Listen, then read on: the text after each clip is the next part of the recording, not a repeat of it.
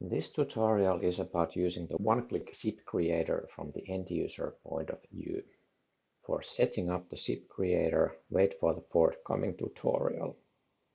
So, this tutorial expects that you have the one-click zip creator backend up and running. If you don't, you should contact your system administrator to set it up for you. It's not difficult, just a simple Docker environment.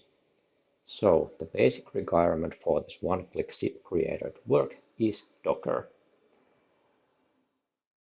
When you enter the one-click zip creator via any modern web browser, this is the page you will see. As you can see, there's two different ways of creating zip files: uploading folder or uploading files. If you are unable to upload something, you are probably at the wrong tab. So just pick the suitable tab depending on your material and drag and drop files or folders. And just press upload.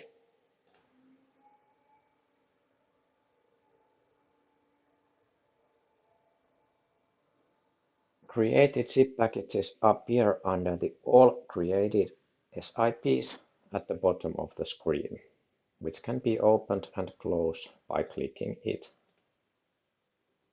It should be opened automatically when a new zip package has been created. You should also note that the latest zip appears at the top of this list here. So just download the created zip and it should appear on the browser's download window or folder. So here it is. You can open the zip file with any suitable tool such as 7-zip or with a zip-compatible file browser. This time I'm using Windows file browser to open it.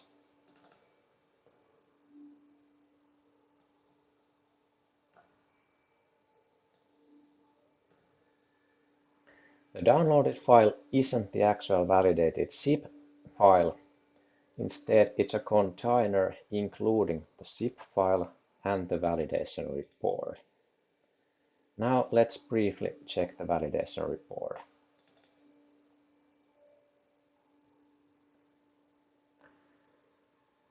Validation report is a JSON formatted file and it can be opened with any available text editor. In this case, it's opened in Visual Studio Code, but even Word can open it. As you can see here, the validation was done against the latest Commons IP version 2.2.1. This can be changed by downloading the new version and modifying the config.ini file accordingly. This is again perhaps another task for a system administrator to do. What this file does, it basically shows the rule-based validation created by the Commons IP. And the most important things on correctly validated files can be found at the bottom of this file. This summary field here.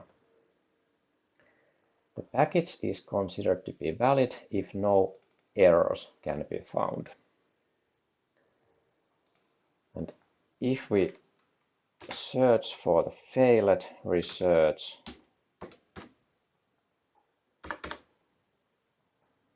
we can see that there's 4 of those. However, all of these are related to things that are labeled as should, so nothing to be worried about. These are related to additional metadata fields or folders,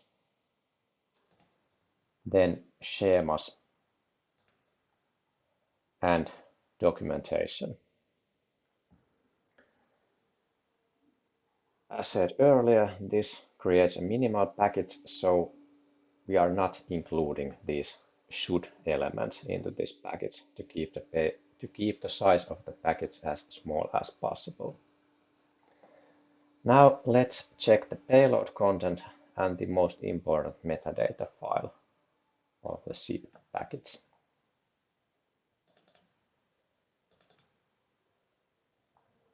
If I will just open this folder here, and then we can check what is in the content of this data folder.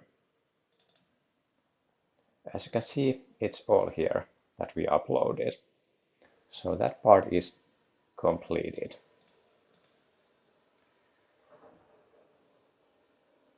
This mets file, well, I'm not going to go through it. You should know it when you are creating SIP files. But the most important metadata file can be found in here under this descriptive folder. This is sort of an overview of the package content. And this creator field here, it either comes from the config.ini file, or if the uploaded content had metadata files, then it is found from there, if available. This language field here is identified from the payload during the runtime, and so is this format field here. It just identifies the file MIME types. So the basic idea of this dc.xml is to give an overview of the zip package content.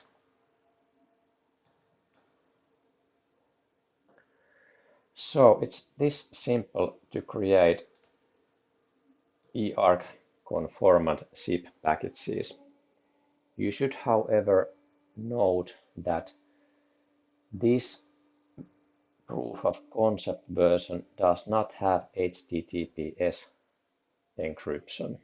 So if you must have it, you again have to contact your system administrator. Secondly, as already been said, this tool creates minimum conformant zip packages. So no specifications or schemas are embedded into the package.